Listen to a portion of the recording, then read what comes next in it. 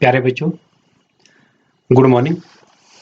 छठी कक्षा गणित में हम आधारभूत ज्यामितीय अवधारणाएं इस विषय को पढ़ रहे थे और हमने अब तक इसमें पढ़ा है बिंदु क्या होता है, रेखा क्या होती है, रेखाखंड क्या होता है और किरण क्या होती है। इसके साथ साथ ही हमने पढ़ा है कि खुला वक्र क्या होता है, बंद वक्र क्या होता है और एक वक्र बहुभुज कब कहलाता है। और उसके बाद हमने कोण के बारे में पढ़ा था कि जो एक कोण है वो क्या होता है, एक कोण का नाम हम किस तरह से लिखते हैं।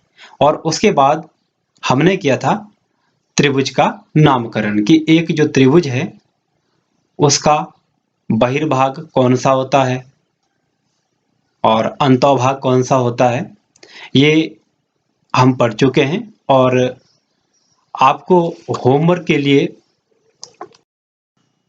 प्रश्नावली 4.3 और 4.4 ये करने को दिया था। कुछ प्रश्न वीडियो में के माध्यम से मैंने आपको बताए थे और कुछ क्वेश्चन आपको करने को दिए थे। तो आपकी कक्षा के 22 बच्चों में से केवल 9 बच्चों का होमवर्क मुझे प्राप्त हुआ है। उन 9 बच्चों में नंदिनी, प्राची, गौरव, गुनगुन, हनेश, प्रियांशु, नियति, सिमी और नव्या, केवल इन्हीं 9 बच्चों का होमवर्क मुझे प्राप्त हुआ है। और बाकी बच्चे जो वीडियो देख रहे हैं वो भी बेटा आप होमवर्क अवश्य करें।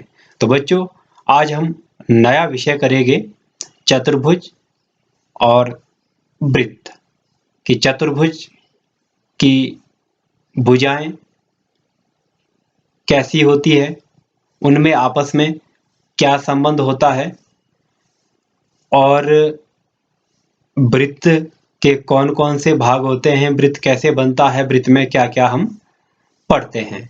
तो ये सारा कुछ हम आज पढ़ेंगे।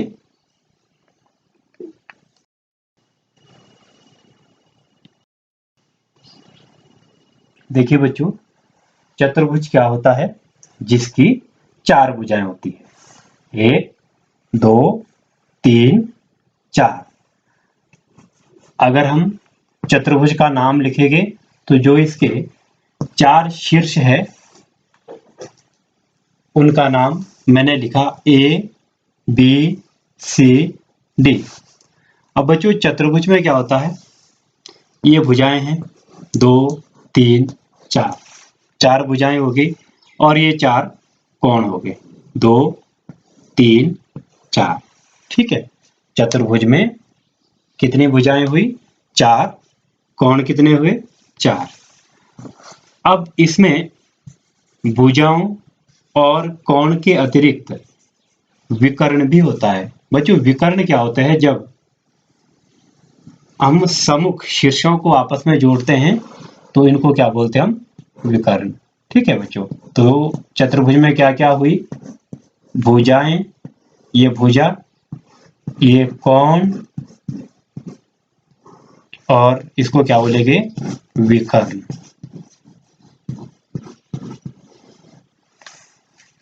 अब बच्चों, जो भुजाएं हैं ये 2 तरह की होती है, सम्मुख और आसन। हम अगर भुजाओं की बात करूं मैं, भुजाएं कितनी तरह की हो गई? सम्मुख भुजाएं और दूसरी होती है आसन भुजाएं। बच्चों, सम्मुख होती है सामने वाली। देखिए, जैसे मेरे पास ये ए बी भुजा है, इसके ठीक सामने क्या है? D C. तो सम्मुख भुजा कौन सी हुई? ए बी और डी सी। उसी तरह एडी की सम्मुख भुजा क्या है? बी सी, क्योंकि एडी बी सी के बिल्कुल सामने है। तो हम बोलेंगे एडी और बी सी, ये क्या है? सम्मुख भुजाएं। अब बच्चों, दूसरी तरह की भुजाएं आसन भुजाएं। आसन बच्चों वो होती है जो साथ वाली है। जैसे ए बी के साथ कौन सी भुजा है? साथ में बिल्कुल ए डी। तो इनको क्या बोलेगा हम? ए बी और ए डी, ये कहलाती है आसन भुजाएं। उसी तरह से ए बी के साथ, जैसे मैं बी से शुरू करता हूं, बी ए के साथ क्या है? बी सी, बी ए और बी सी।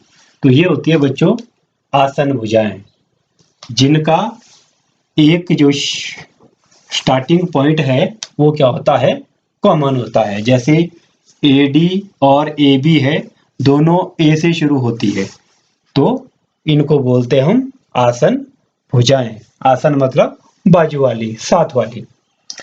बच्चों जिस तरह से भुजाएं सम्मुख और आसन होती है, उसी तरह से जो कोण है ये भी सम्मुख कोण और आसन कोण, इनको भी हम दो भागों में बांटते हैं। कौन कौन से?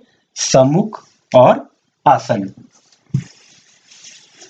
देखिए अगर मैं कोण की बात करूं, कोण भी कितने तरह के हुए? दो तरह के, सम्मुख और दूसरे तरह के कोण हुए आसन। अब देखिए बच्चों, जो सम्मुख कोण है, सम्मुख होते हैं बिल्कुल सामने वाले। जैसे कोण ए का सामने वाला कोण क्या है? कोण सी। कोण ए और कोण सी क्या कहलाएंगे? सम्मुख कोण। बी के बिल्कुल सामने वाला कौन सा है? डी। कोण बी और कोण डी, इनको क्या बोलते हैं? सम्मुख कोण। अब बच्चों आसन कोण में आइए, देखिए आसन कोण कौन से होते हैं। जैसे ए है, ए के बिल्कुल साथ कौन सा है? बी। और ए के साथ कौन सा है? डी। तो ए और डी आसन कोण है, ए और बी भी आसन कोण है। हम बोलेंगे ए और कोण ए और कोण डी। और हम बोल सकते हैं कोण ए और कोण बी। इसी तरह से कोण बी और कोण सी, ये भी क्या है? आसन कोण। कोण बी और कोण सी, उसी तरह से कोण सी और कोण डी। तो इस तरह से बच्चों हम जो चतुर्भुज है, इसके कोणों को दो वर्गों में बांटते हैं। कौन कौन से? सम्मुख कोण और आसन कोण। भुजाओं को भी दो वर्गों में बांटते हैं, सम्मुख भुजाएं और आसन भुजाएं। तो इसके बाद बच्चों अब हम बात करते हैं विकर्ण की। ठीक है बच्चों, विकर्ण क्या होता है? सम्मुख शीर्ष। जैसे ए का सम्मुख क्या है? सी। जब हम सम्मुख शीर्षों को आपस में मिलाते हैं तो क्या बनता है? विकर्ण। उसी तरह से बी और डी ये सम्मुख शीर्ष है, तो दूसरा विकर्ण क्या बना? B D. तो ये था बच्चों चतुर्भुज के बारे में। अब आपकी बुक में प्रश्नावली 4.5 कुछ प्रश्न दिए हैं। जैसे पहला है, चतुर्भुज PQRS का एक रफ चित्र खींचिए, इसके विकर्ण खींचिए, नाम लिखिए। क्या विकर्णों का प्रतिच्छेद बिंदु चतुर्भुज के अभ्यंतर में है या बहिर्भाग में? देखिए बच्चों, आपने PQRS चतुर्भुज का एक रफ चित्र बनाना है, जो मैंने ब्लैक बोर्ड पे बनाया है। इसके बाद आपने क्या करना है? इसके विकर्ण खींचने। अब विकर्ण आपको बताया मैंने, विकर्ण कौन से होते हैं? सम्मुख शीर्षों को जोड़ने वाली भुजाएं क्या कहलाती है? विकर्ण। तो मैंने विकर्ण खींच लिए, ये PR और QS। तो ये हो गए दो विकर्ण। बच्चों अगली बात इसमें पूछी है, क्या चतुर्भुज के विकर्ण चतुर्भुज के अभ्यंतर में प्रतिच्छेद करते हैं? अब प्रतिच्छेद मतलब एक दूसरे को काट रहे हैं। माना O पर चतुर्भुज के विकर्ण एक दूसरे को काट रहे हैं। अब जो O बिंदु है, ये चतुर्भुज के अंदर वाले भाग में है, तो हम बोलेंगे कि विकर्णों का प्रतिच्छेद बिंदु चतुर्भुज के अभ्यंतर में है। ठीक है, विकर्णों का प्रतिच्छेद बिंदु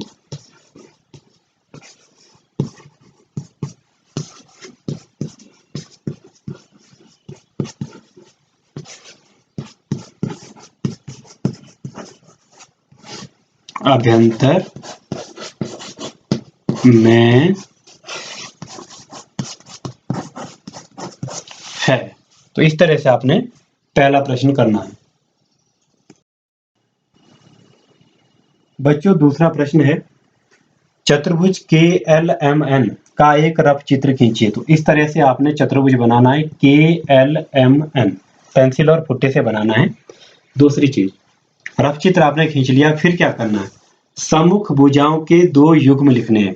बच्चों सम्मुख भुजाएं कौन कौन सी होती हैं, जैसे ये KL है, भुजा, भुजा मीन्स ये क्या है, एक रेखा खंड, तो रेखा खंड को हम ऐसे लिखते हैं।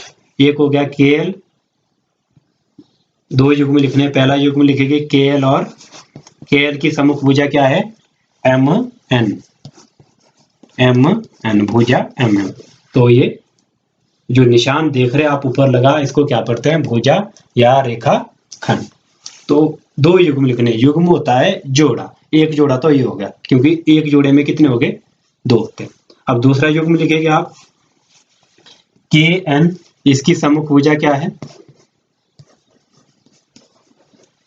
ML, तो ये हो गया दूसरा युग्म। तो सम्मुख भुजाओं के दो युग्म क्या हुए, KL और MN, KN और ML। इसी तरह से आपने सम्मुख कोणों के दो युग्म लिखने। अब जैसे पहला युग्म लिखेगा हम कोण के, ये जो निशान है इसको क्या पढ़ते हैं, कोण, कोण के, और इसका सम्मुख कोण क्या होगा, के का सम्मुख कोण है कोण M। नंबर 2, N का सम्मुख कोण क्या है, L, कोण N और कोण L।